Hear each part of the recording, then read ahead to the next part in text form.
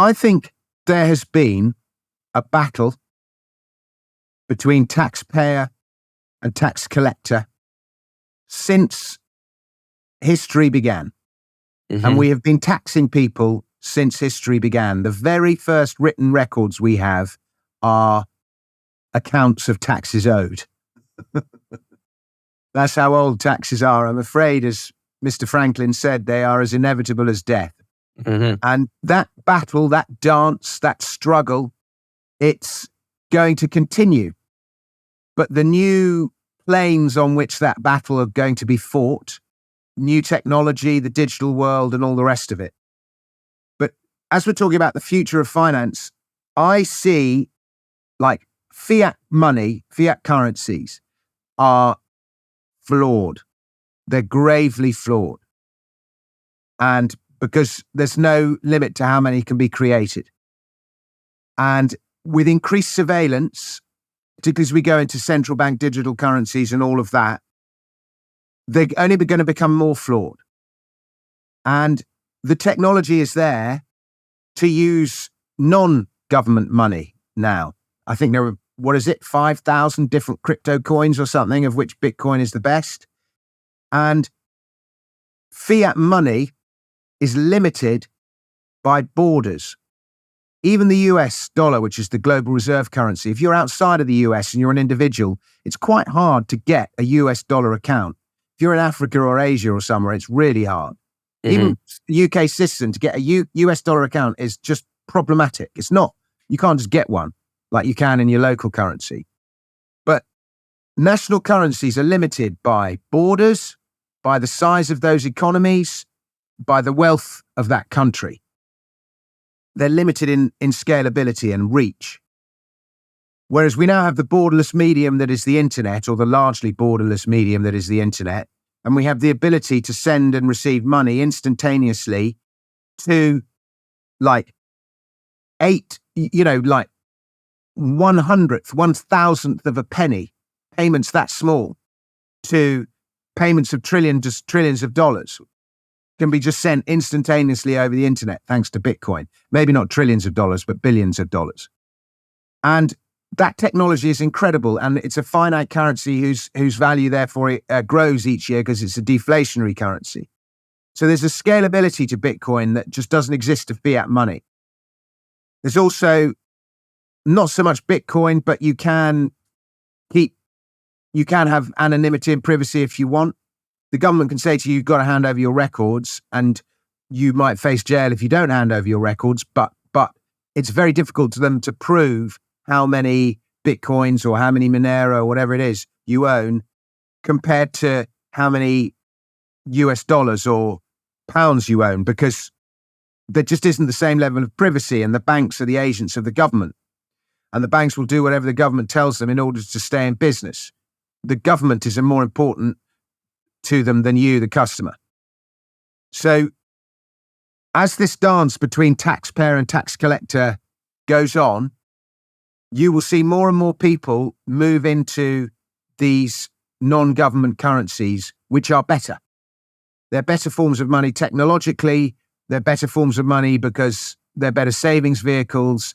They're better spending vehicles, particularly as more and more people start to accept them.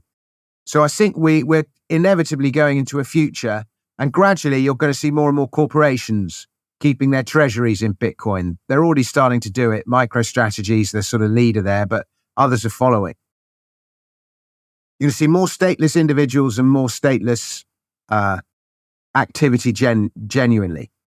And that means, like, the government finds it very difficult to regulate the digital economy.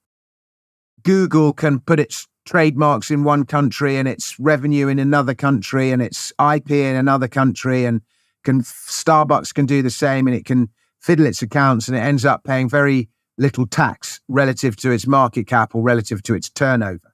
And governments have really struggled to find ways to address that. Trump had a sort of repatriation thing that actually worked quite well. But generally speaking, corporations that use the digital economy have been quite difficult to tax. And it's very difficult to get unanimous tax coordination internationally. There's all sorts of bodies that are trying to achieve it, but inevitably one government is at a different time and if it's electoral cycle, or one government has a different worldview or whatever. So it's quite difficult to coordinate. And so there are different tax laws in different countries. The EU is trying to stop it. But so that's another direction that we're going in. But as a result of all this, governments find it a lot easier to tax the physical economy because the tax system is built around a 19th century industrial revolution economy where workers, place of work, product of work were all in one place. Factories, roads. It's quite easy to tax goods coming in and out of the country. Digital economy is just a different kettle of fish altogether. And that's where the new battleground is. And so I think you'll see people trapped in the physical economy actually being taxed more and persecuted more, while you'll see a sort of new class of sovereign individuals, digital nomads, whatever you want to call them, who are kind of stateless above the whole system. And these are all trends, I think, we've been seeing them for a few years, and I just think they grow. Okay, and great. The more you tax the physical economy, the more people you push into statelessness. Right, and it's sort of like a downward spiral that the more people that do migrate away, then the revenue from the existing tax rate on the physical economy goes down. So then they have to tighten up the vice even harder because, we got to raise more money, and then it just causes more people to flee. And the institutions that they are raising money for are getting increasingly incompetent. Partly because, there's all sorts of reasons for that. Government institutions are inherently incompetent anyway, but then all the sort of politicization of these institutions that's gone absolutely nuts in the last 5 or 10 years means that in many cases, the best people aren't being hired anyway. So that just means the institutions are less good and they've just become greater black holes of capital. And then so much capital is wasted just trying to keep various groups happy, whether it's, ESG or green narratives or diversity. Now, it doesn't matter what the religion is. They're all vortexes of capital. Right. And as they suck more capital away, more people are just going to go, I'm not paying for that. And so they'll take steps to become stateless.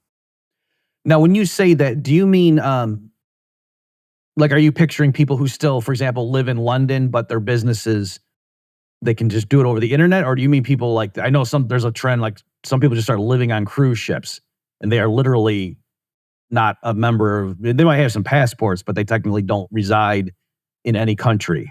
Yeah. Well, you couldn't do that in London. I couldn't live in London. I couldn't go, I'm no longer English and live in London. I can leave England or Britain and go, and then after a year, I can say to the UK tax authorities, I haven't been in England for the last year. I'm not paying tax to England in the last year because my revenue is not in England. I'm working in Dubai or something. And they would accept that. You can't do that if you're American. Right. Because Abraham Lincoln, the Godfather, introduced this law in 1861, I think, during the Civil War, when he was, one of the arguments I make, by the way, in Daylight Robbery is that that Civil War was all about tax and protecting union tax revenue. But in any case, one of the laws he brought in if you were an American in any part of the world, you still had to pay your taxes to America, wherever you are in the world, wherever you worked, if you wanted to retain your American citizenship. And this was just to protect union tax revenue during the war. But like most laws, it got introduced. And then once the law's introduced, it just stays there and it never gets taken away. This is another reason why governments are getting increasingly incompetent, because every year more rules and regulations get added to and nothing ever gets taken away, or very little. So the more stuff there is, the more expensive everything gets. But anyway, Lincoln introduced that law. And so if Americans want to go and be digital nomads, you actually have to renounce your citizenship, which is quite a big ask.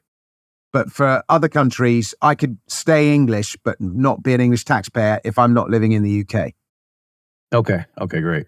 Something you said there was almost a throwaway line, but I didn't realize you said that if you, someone living in London, let's say you're working for an American corporation, and you would just prefer to be paid in US dollars, that it's denominated in your bank's checking account as US dollars. You're saying that's actually not an easy thing to get set up? No, it's not.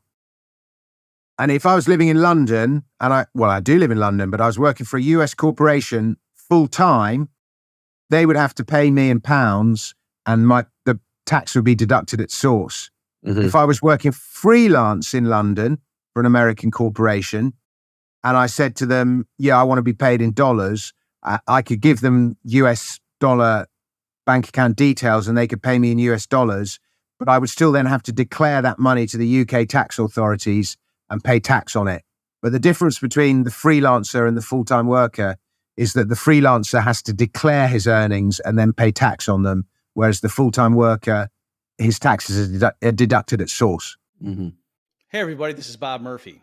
Thanks for listening to this clip from the InFi podcast. If you like what you heard and want to hear more, please consider subscribing and share this video with others. We've got new episodes dropping every Friday with more insightful discussions. Stay tuned.